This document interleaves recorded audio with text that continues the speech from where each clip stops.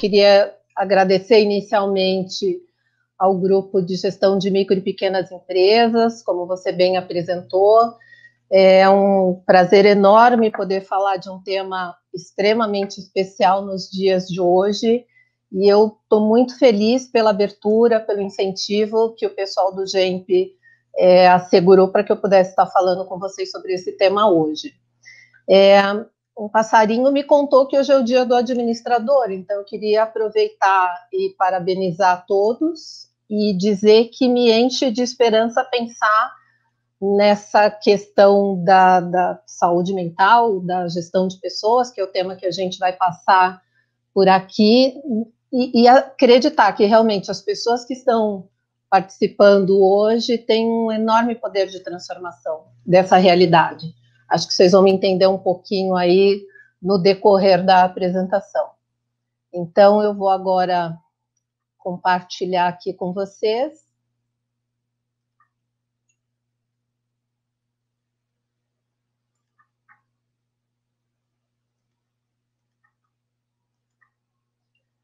Tá tudo ok? Acho que sim. Perfeito, bem, perfeito, vamos lá. Legal, obrigada. Então, o que eu pensei para nós iniciarmos aqui essa nossa conversa como um aquecimento, seria pedir para que cada um pensasse por um minuto no sentimento que percebeu em si, predominantemente nesse período de março a agosto de 2020. Eu acho que esse é um período muito especial, né? E aí, quem se sentir à vontade, quiser compartilhar, deixa lá no chat uma palavra. Por favor, não coloque coisas longas. O objetivo é que a gente possa fazer um aquecimento para esse conteúdo que eu vou colocar para você na sequência. Então, um minutinho só. Vou aproveitar e ligar o cronômetro aqui para poder monitorar também o meu tempo de fala. Eu acredito que a reflexão, né, que vocês farão agora, ela deve corroborar todo esse momento, tudo que eu preparei para compartilhar com vocês, que vem um pouquinho dessa vivência de olhar o mundo corporativo, mas também de olhar a chegada das pessoas aí num âmbito mais terapêutico. Então, se alguém já estiver colocando, como eu não consigo acompanhar, eu peço que continuem, só para a gente poder olhar isso com carinho. Então, assim, de forma geral, e acho que quem acompanhou as publicações, né, na mídia nesses últimos meses, os sentimentos ou as emoções predominantes ficaram por conta do medo, da ansiedade, a solidão, a depressão, a angústia, a tristeza, a insegurança, e a gente poderia falar isso de forma, talvez, assim, como aspectos ou características mais negativas, né, porque elas puxaram para as nossas dores. E teve um contraponto em relação à alegria, à empatia, à compaixão, esse senso de responsabilidade, puxando para a questão da solidariedade, e especialmente essa tranquilidade, eu acho até que ela transita entre o universo das questões negativas e das positivas, das características, porque muitas pessoas se sentiram tranquilas por sair um pouco dessa rotina, muitas vezes desgastante, dos ambientes de trabalho. Então, acho importante a gente falar disso, né? É nesse cenário que nós estamos hoje, nós estamos lidando com isso hoje. E não dá para falar de gestão de pessoas sem levar em consideração que esse é um dos efeitos da pós-pandemia. Então, esse retrato do ser humano no momento atual, ele não começa com a pandemia. A gente já estava vivendo alguns desafios na relação das pessoas com esse universo do trabalho, que é o tema, né, dessa nossa conversa, bem antes. Então, só para dar uma referência, em 2012, a Organização Mundial da Saúde começou a alertar para uma possível epidemia relacionada a temas da depressão. E em 2014, eu acho que começa um grande movimento de pessoas tentando achar formas, no ambiente de trabalho especificamente, mas não só, para tentar minimizar isso ou tentar até impedir chegar no tema de epidemia. Eu trouxe só como referência 2 publicações, uma que é de 2014, que é uma conferência que aconteceu promovida pelo jornal The Economist, e a Você RH. Então, a primeira publicação é de 2014, e essa capa da Você RH, Causa Mortes Trabalho, ela é do ano passado. Então, a gente está vivendo um tema, e com alguma urgência, há muito tempo. O que essas 2 publicações, elas resumem, né, de uma forma geral, nos desafios da relação das pessoas com o trabalho. Então, ter que administrar um ritmo diário de trabalho muito intenso, salários baixos, que eu particularmente acredito que quando a gente entra no tema de salário, na maior parte das vezes, não estamos falando de dinheiro creditado em conta, nós estamos falando de qualidade de vida, mas isso fica para uma pesquisa de vocês. Um tema que aparece com muita frequência são as metas inexequíveis e uma cobrança excessiva, ferramentas de trabalho muitas vezes inadequadas para aquilo que se pede para cada pessoa, a liderança despreparada para lidar com esse novo cenário, uma necessidade de estar conectado 24 horas por dia. Eu, particularmente, tenho uma experiência muito interessante com um gestor, que a semana dele começava no domingo à noite, e era difícil, né, lidar com essa expectativa de que a minha começava na segunda-feira pela manhã. Mas, enfim, falta de tempo para cuidar da própria saúde e também ter que lidar com o estigma de falar sobre saúde mental e saúde emocional. Então, notem que todo esse cenário ele já estava, de alguma maneira, estabelecido antes da pandemia. E o que aconteceu com a pandemia foi que, de alguma maneira, tudo aquilo que meio que parecia como uma trinca foi exposto já como uma fissura. Eu achei muito interessante essa colocação do Tedros Adhanom, que é o atual diretor da Organização Mundial da Saúde, que numa coletiva de imprensa ele trouxe exatamente essa imagem. A pandemia expôs onde havia fissuras. E onde havia fissuras? A gente poderia gastar a semana toda discutindo só essas 4 dimensões, né? Então, todos nós, de alguma maneira, passamos por esse lugar. Havia fissuras na vida pessoal, na vida profissional, olhando para o ambiente de trabalho, no estilo de liderança e no modelo de gestão das empresas. De forma geral e na prática, e aqui eu tentei trazer só um recorte, porque esse não é um tema simples, ele tem uma complexidade, mas eu tentei trazer um recorte só para a gente sentir por onde essa conversa caminha atualmente, né? Então, no contexto humano, a gente já percebia uma desconexão nessa relação com o propósito de cada um, e isso muitas vezes estava se refletindo nesse sentido do trabalho, ritmos inadequados para um estilo de vida saudável e pouca atenção dedicada a esse aspecto do autocuidado, do autoconhecimento e do autodesenvolvimento.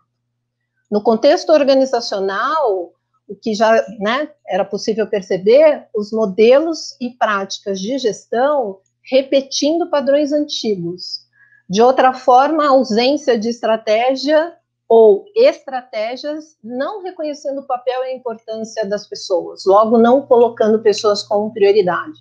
E certa dificuldade em lidar com aquilo que não é tangível. Então, até aqui, essa conversa trouxe como resultado, talvez não de forma tão clara, mas uma constatação de que os investimentos em capacitação e bem-estar não estão sendo convertidos para os resultados do negócio. Daí decorrem as perdas relacionadas à produtividade, qualidade, com certeza o comprometimento do desempenho. Na sequência, a gente percebe um aumento na pressão por resultados e aí começa a acontecer o nível de adoecimento que é crescente. Agora, imagina, né? Se eu tenho um nível de adoecimento crescente, ele de alguma maneira invalida ou compromete o investimento em capacitação que não é convertido para resultado e vira um ciclo. Então, aqui a gente tem um tema. Se vocês observarem com muito amor e carinho, vocês observarão que esta conta ela não fecha se não houver possibilidade de fazer uma intervenção. Então, mesmo que a gente pense, existem esses dois contextos, a gente também não pode deixar de considerar que existe uma expectativa na relação entre pessoas e empresas.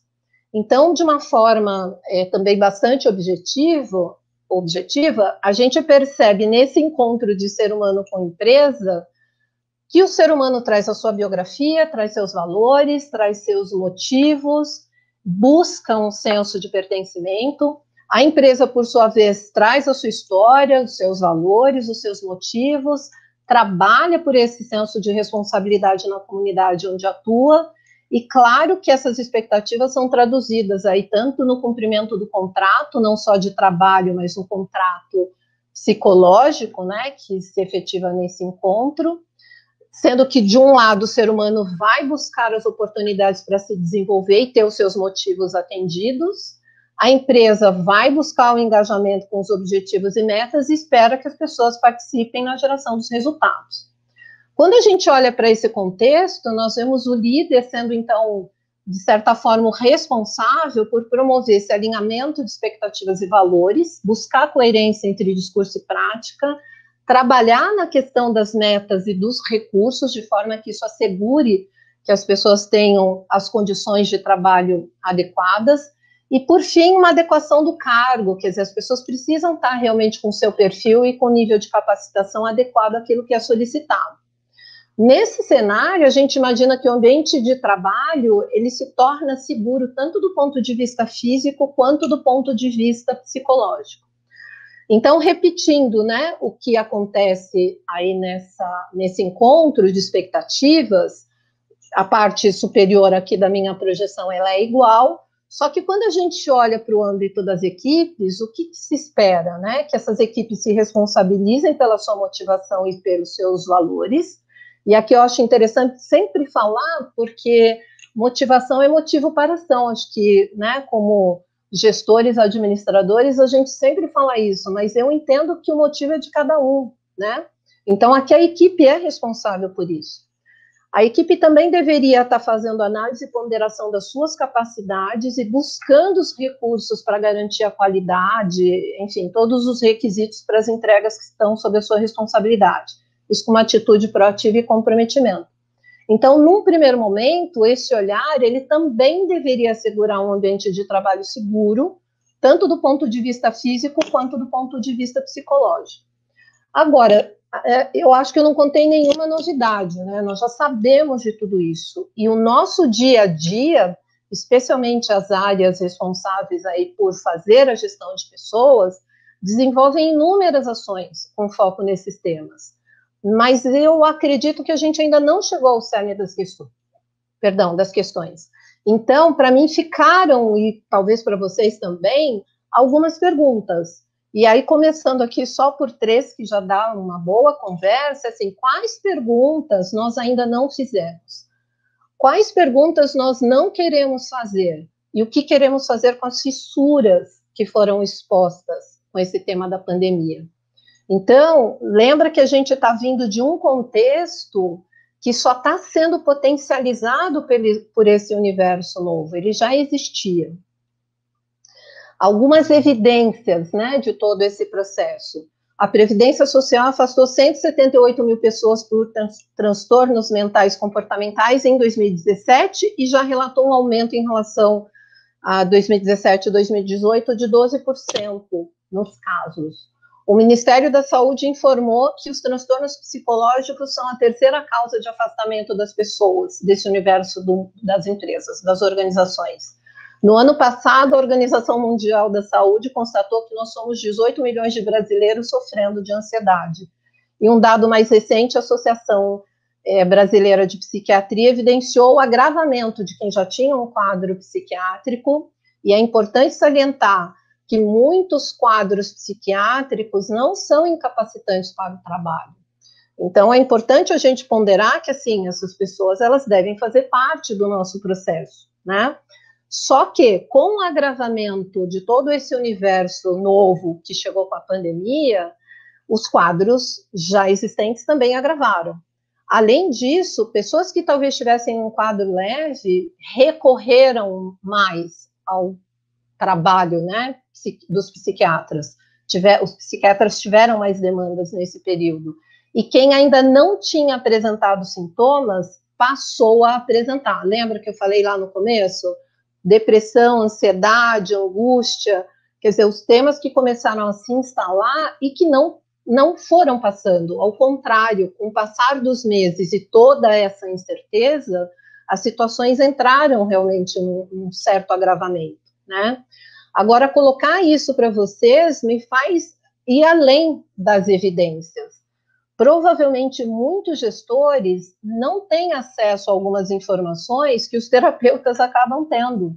Muitas pessoas se automedicam e muitas pessoas não se sentem confortáveis para falar não só da doença, como dos tratamentos que realizam, por conta desse estigma que gira em torno da doença mental.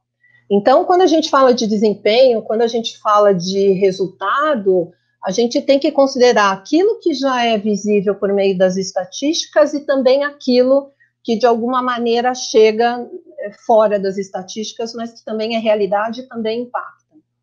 Então, a pergunta que fica é assim, será que nós realmente estamos pensando o recurso como humano, né? O humano vem na frente, ou nós estamos lá na idade da Revolução Industrial, onde o humano era só um recurso, e aí não faz diferença quem está na realização de uma determinada atividade, né?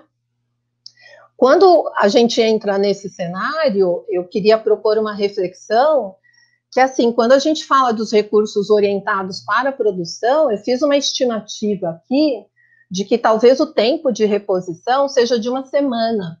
Eu não estou buscando precisão, não, tá? Estou só fazendo uma provocação. Os recursos tecnológicos, se a gente tem bons fornecedores, talvez a gente consiga resolver com um mês.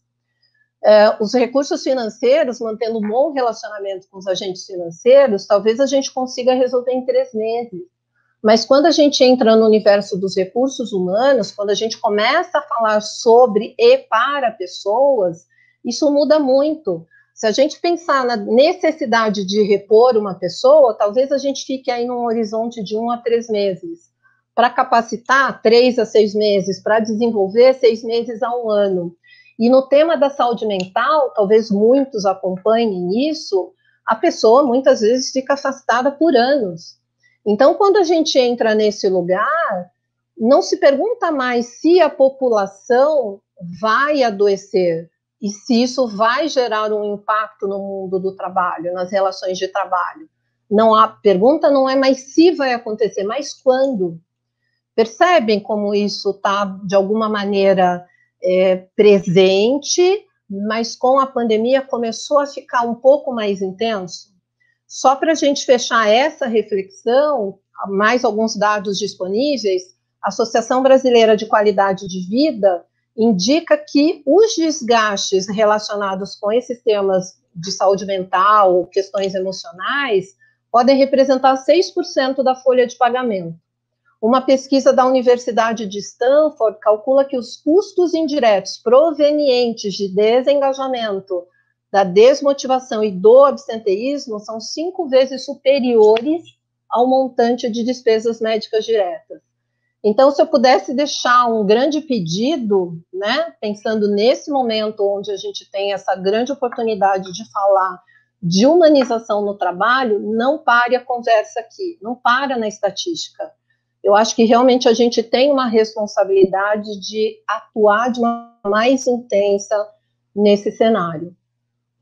E aí, para criar, então, um ambiente de trabalho seguro do ponto de vista psicológico, e com isso, a partir desse lugar, assegurar que os lucros cheguem, remunerar o acionista, contribuir com o desenvolvimento da sociedade, zelar pela preservação do meio ambiente, implementar ações que respeitam a diversidade, investir no bem-estar das pessoas, é um grande desafio, né? Mas aqui fica o lembrete. Esse artigo é bem interessante, ele fala, né, que as pessoas devem vir antes da estratégia, e eles lembram, os autores, que as empresas em si, elas não criam valor. As pessoas criam valor, são elas que fazem isso.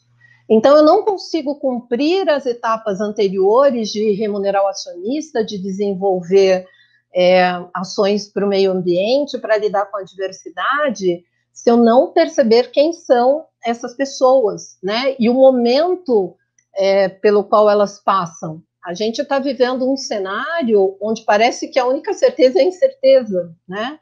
Então, eu preciso olhar para isso de uma forma mais cuidadosa. Não só eu, mas todos nós, né? E aí, no cenário pós-pandemia, ficou, então, uma grande reflexão. Eu fiquei muito feliz porque eu peguei o finalzinho da apresentação anterior e os colegas trouxeram, assim, um gancho maravilhoso, né?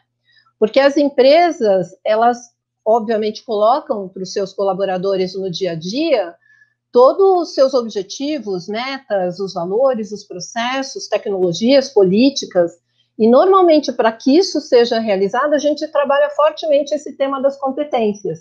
Então, a gente vai exatamente verificar quais são os gaps e desenvolver conhecimentos, habilidades e atitudes. É um trabalho lindo, maravilhoso. Eu, particularmente, atuei muito nele quando estava mais próxima dessa atuação no mundo corporativo. Agora, lembra de todo o caminho que nós fizemos até agora. As competências não estão mais sozinhas, a gente tem um novo universo para acolher e tentar imaginar formas de lidar, que é esse universo dos sentimentos.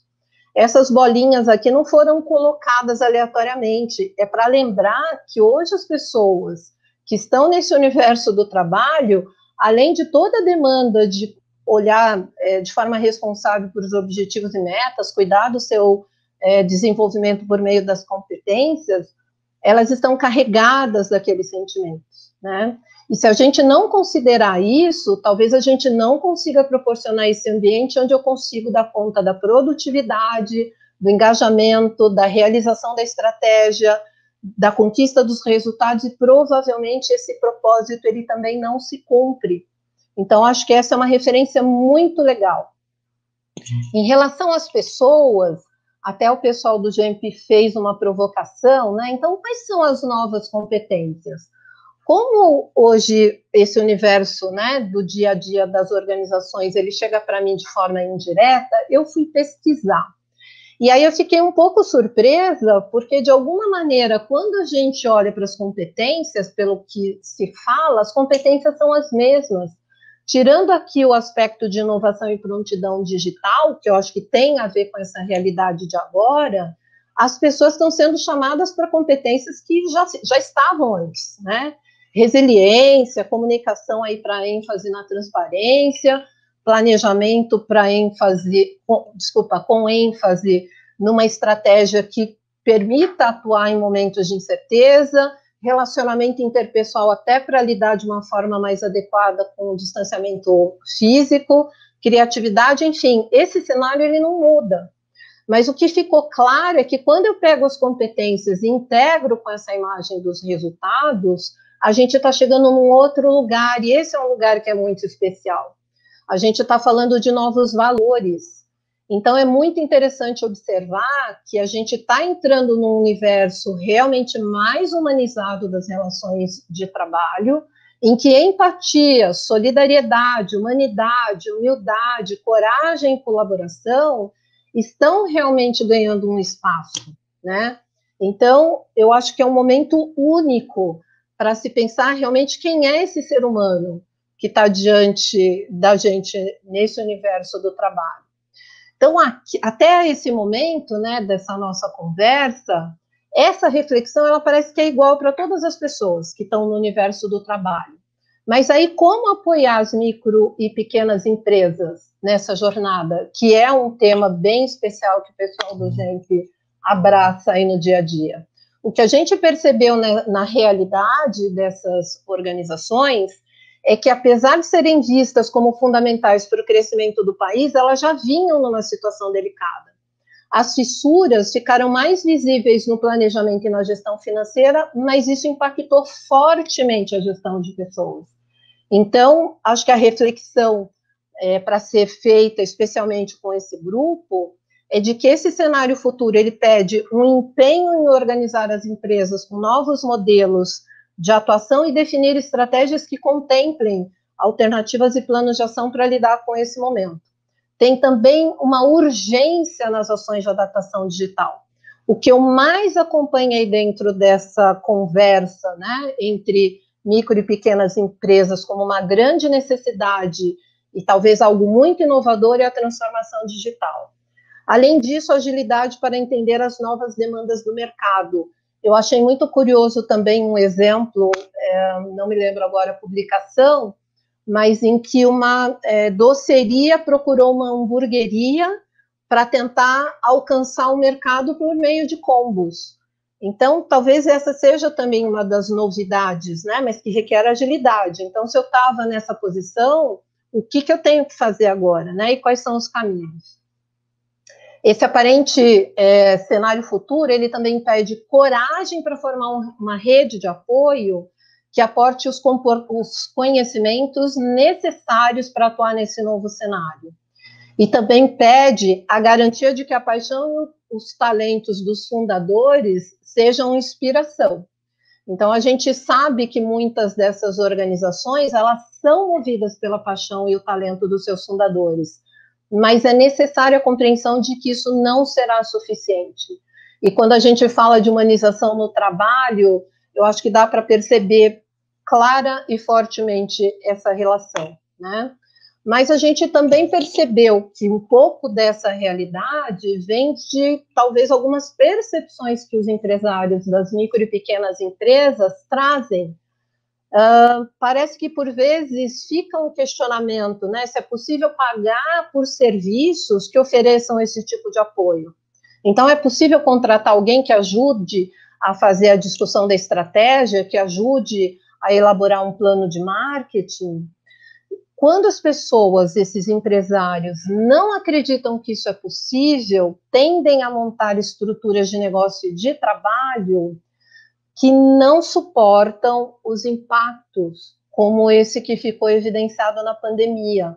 Talvez algumas das 600 mil empresas que fecharam, se eu não estiver enganada, esse é o número, tivessem um pouquinho com essa forma, né, de atuar. Então, um outro aspecto que parece que também passa um pouquinho por essa percepção dos empresários é que, por não saber onde está essa possibilidade de ajuda, não ocorre uma interação com outros profissionais. E aí esse risco de criar novas fissuras e não conseguir se antecipar, ele aumenta.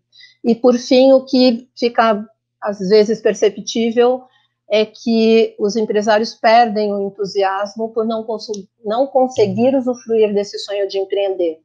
E acho que a gente viu vários relatos, né, nesse período, especialmente as empresas que não conseguiram continuar. E aí a nossa mensagem é que, assim, essa jornada ela não precisa ser solitária. Nós fomos pesquisar algumas iniciativas e caminhos, e eu particularmente usei um pouquinho da minha rede e fui verificar o que realmente seria acessível, né? Então, se a gente está falando, monta uma rede de apoio que aporte conhecimentos necessários para enfrentar essa nova realidade, onde é que estão, né, as organizações que podem contribuir porque os valores para a contratação de um serviço são acessíveis? Aí eu cheguei lá na Fundação Dom Cabral e descobri que tem todo um trabalho voltado para a estratégia que acolhe o micro e o pequeno empreendedor. A Mercer, ela está trazendo todo um trabalho de avaliação para prontidão digital e com valor bastante acessível. Então, se a gente entende que esse é um grande desafio para essa população, para esses grupos, talvez saber como é que as pessoas que hoje estão nas organizações estão atuando e o que elas necessitam para a prontidão digital, a avaliação pode ser um caminho. O Great Place to Work, que acredito que vocês tiveram a oportunidade de ouvir a Daniela ontem, também tem um trabalho bastante interessante de como ajuda a criar esse ambiente de trabalho, especialmente com essas demandas atuais. O Sebrae, que eu acredito que é de conhecimento de todos, o que me chamou a atenção é um programa que não está só mais discutindo a questão da gestão financeira, ou ajudando as pessoas a se reorganizarem para esse novo universo, mas ela está trazendo no bojo dessa conversa a discussão sobre valores. E eu acho isso extremamente relevante porque conversa com essa demanda desse momento atual. A Associação Brasileira de Recursos Humanos, ela oferece para profissionais do universo de RH, de recursos humanos, uma assessoria com um programa de coaching. E a Rede Mulher Empreendedora é um programa bem interessante de mentoria para pequenas e microempresárias. Agora, especialmente, né, falando em CRA, existe uma plataforma, acredito que já conhecida por todos, que integra diferentes parceiros com oferta de vários cursos grátis, que também pode ser um bom ponto aí de apoio. Então, como uma mensagem aqui do GEMP, a gente quer recomendar que vocês comecem a sua rede e possam contar com a Kátia, com o Valdir, com o Marco, com o Adriano, com o Felipe, com o Carlos, que com certeza podem ajudar vocês aí nesse pontapé inicial, tá? E para fechar, já que o tema é o que a gente, né, precisa fazer para mudar esses comportamentos antigos, né, para esse cenário novo, fica aqui o convite. Amplie a visão sobre pessoas e crie interesse genuíno por elas.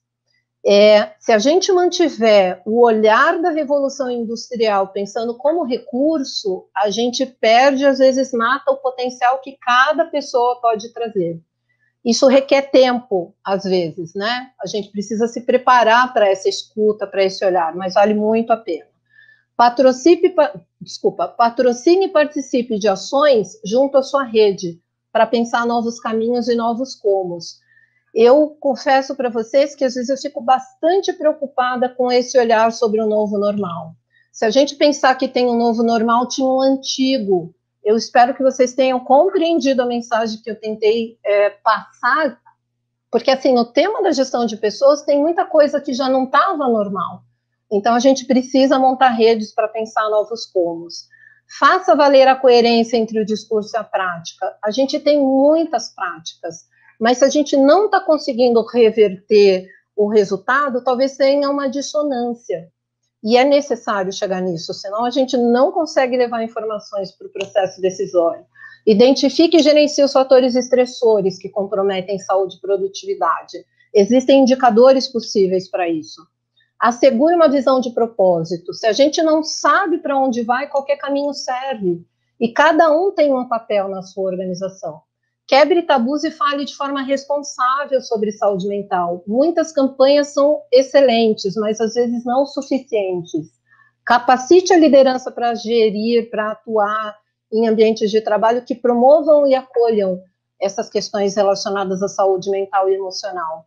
Incentive as pessoas para o autocuidado e o autoconhecimento. São todas atividades super viáveis. A gente só precisa voltar lá e fazer as perguntas que talvez ainda não tenham sido feitas, ok? Então, para encerrar aqui, agradecendo mais uma vez a abertura do GEMP para a gente falar disso, eu queria dizer que o Peter Drucker aqui parece, né, um pouco antigo, mas está muito atual. Se você quer algo novo, precisa parar de fazer algo velho. Então, se nós queremos muitos algos novos, precisamos parar de fazer muitos algos velhos. E fica a provocação. É novo normal isso que vem pela frente? É isso, gente. Muito obrigada. Um minuto de acordo. Que legal, Lilian, que legal. A gente estava acompanhando aqui enquanto você dizia, né? E é impressionante como a gente vê muitas dessas coisas, dessas situações que você citou que acontecem numa empresa no nosso dia a dia, mas a gente, quando vê todas elas condensadas em uma apresentação como você fez hoje aqui, mostra como isso, de fato, como você disse, não é uma questão de se, é uma questão de quando, né? E é muito bacana, a gente gostou bastante. Deixa você estar dentro do seu tempo, obrigado. Então vou passar algumas perguntas que o pessoal está mandando aqui, tá, Lilian? A Luciana Magalhães Pereira, ela diz: como estabelecer limites e cuidar da nossa psique em um mundo em que exige mostrarmos sermos produtivos a todo tempo, na empresa, nas redes sociais, nas férias, aos finais de semana? Então, não tem uma resposta, né? Mas eu acho que, assim como a comunidade internacional, acho que ela já adiantou um pouquinho nisso. A gente precisa reunir todos os stakeholders, porque os indivíduos talvez só consigam cuidar do seu pedaço, né? Mas, assim, tem todo um olhar da rede como um todo. Se nós não integrarmos planos de saúde, se nós não integrarmos organizações, várias instituições para fazer essa conversa conjunta, a gente não consegue lidar com esse tema. Ele é muito grande, porque ele implica realmente numa mudança significativa de comportamento. E eu acho que a gente não percebe o quanto essa imagem do recurso ela está arraigada e como que isso nos atrapalha no dia a dia. Então, assim, eu acho que como possível é começar essa conversa com uma rede. Ela não é uma conversa sozinha, porque quando às vezes a pessoa não dá conta numa organização, ela pode mudar para outra organização. Só que se essa organização também não fez essa análise, ela vai encontrar o mesmo cenário. Então, acho que, não sei se eu respondi, mas eu acho que não tem uma resposta, mas eu começaria por uma discussão que envolve todos os stakeholders que podem influenciar isso. Legal, Aline. Legal. Deixa eu te fazer uma outra pergunta, Aline. Creio que estejamos aqui com uma audiência formada, em sua maior parte, por profissionais, talvez menos por empresa, né? É um chute, né? Então, se eu estiver errado, por favor, mencionem aí no chat. Existe alguma iniciativa que o colaborador poderia ter com a sua empresa para que esse tipo de preconceito que ainda existe, um preconceito mesmo na concepção da palavra, de que se a pessoa está fazendo um tratamento de origem para sanar um problema de origem psicológica, a pessoa é vista de outra forma pela empresa. Pô, ele está tomando, né? Ele está indo no psicólogo, no psiquiatra, ele está tomando remédio. E quando você acabou de dizer que isso é cada vez mais normal, né? Claro, o ideal seria que as iniciativas viessem das empresas, né, para com os colaboradores. Mas como isso em regra não é uma realidade, eu te pergunto: existe ou poderia existir algo que os colaboradores poderiam fazer, né, nesse sentido de iniciar uma quebra desse preconceito? Com certeza. Nas instituições onde você tem uma estrutura formal de recursos humanos, acho que esse é o caminho, né? De tentar trazer essa realidade para que esse movimento comece, porque o colaborador ele só consegue comunicar, ele não consegue fazer muitas ações, né, para mudar o contexto corporativo. Alguns anos atrás eu recebi uma postagem do Facebook, que esse é o meu sonho de consumo, que uma colaboradora informava a sua equipe de trabalho que ela estava se ausentando para cuidar, acho que por 3 dias, da saúde mental. E, surpreendentemente, o gestor dela fez um reply reenviou para toda a equipe, dizendo que achava que isso era legal, que era um modelo a ser seguido. Então, assim, o colaborador, ele pode fazer esse movimento, e por isso que uma das questões que eu identifiquei, assim, precisa de coragem para falar sobre isso, para tentar mudar o status quo, ele pode fazer esse movimento e demonstrar isso. Agora, tem o estigma. Então, o colaborador, ele precisa que o gestor, ele também abrace essa causa. O gestor, ele precisa liderar esse processo, porque tem muita coisa, me perdoem, mas tem muita coisa velada, que é essa incoerência entre o discurso e a prática. A gente fala que, ok, tudo bem, eu entendo que a pessoa está fazendo um tratamento para depressão, mas eu continuo pedindo que ela entregue o mesmo resultado. Ela pode vir a entregar o mesmo resultado, mas talvez não no momento onde ela está bastante impactada, né, pela doença. Então, eu acredito que o colaborador, ele pode fazer esse movimento. E, claro, fora do ambiente de trabalho, tem todas as ações terapêuticas com as quais ele pode contar, né? Daniel? Certo. Bacana. Acho que assim a gente encerra com uma dica bem legal, prática, né? Como você disse, para que as pessoas que de repente estejam passando por situações semelhantes já tenham aí um caminho para iniciar sua jornada de recuperação, né, Lilian? Lilian, Acredito você gostaria de deixar uma mensagem final?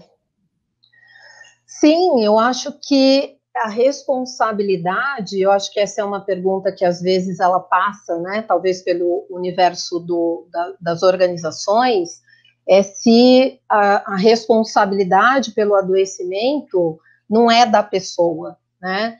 Então, assim, claro, as pessoas são responsáveis pelos seus autocuidados, né? Mas o que as pesquisas estão indicando é que esse ambiente de trabalho, ele está trazendo muitos impactos, muito gatilho. Então, é importante que a gente pense que não é um trabalho, a responsabilidade de uma pessoa. A gente precisa começar a pensar que esse é um tema do coletivo. Por isso que eu acho que na questão da pandemia, isso veio da forma, com a intensidade que veio. Então, acho que é isso, é pensar que esse é um tema do coletivo, não é só uma questão individual. E não tem a ver com a força ou a fragilidade de uma pessoa, né? Tem a ver com um todo.